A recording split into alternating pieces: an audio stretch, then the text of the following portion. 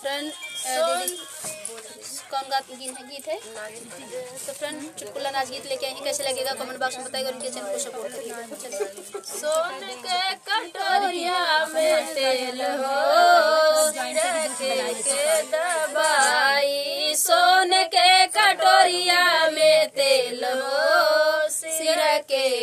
दबाई, के दबाई सर के दबाई, के दबाई सिर के दबाई, सोना प्रिया परदेश हो सिर के दबाई, हमरो पिया परदेश हो सिर के दबाई, सास के दबाई ससुर के दबाई, सास के दबाई ससुर के दबाई, हमारा पिया परदेश हो सिर के दबाई, हमारा पिया परदेश हो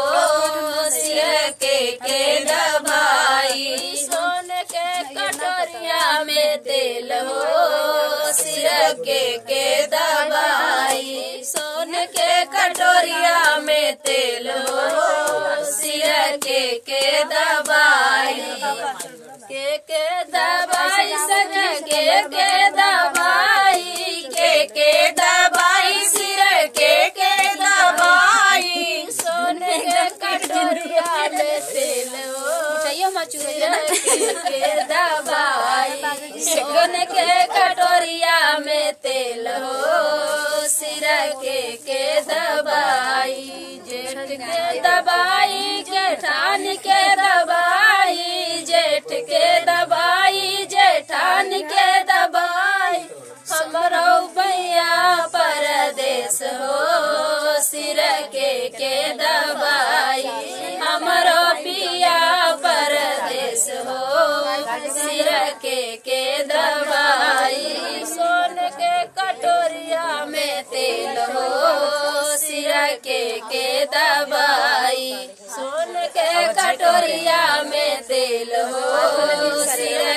के दबाई, देवर के दबाई विभिन्न प्रकार सब गाय देंगे देवर कोई नहीं वैसे ना देवरानी की दवाई इसी प्रकार बोल दे। तो फ्रेंड ये गीत कैसे लगा कमेंट बॉक्स में सुनाएगा। साथ तक ले बाय बाय।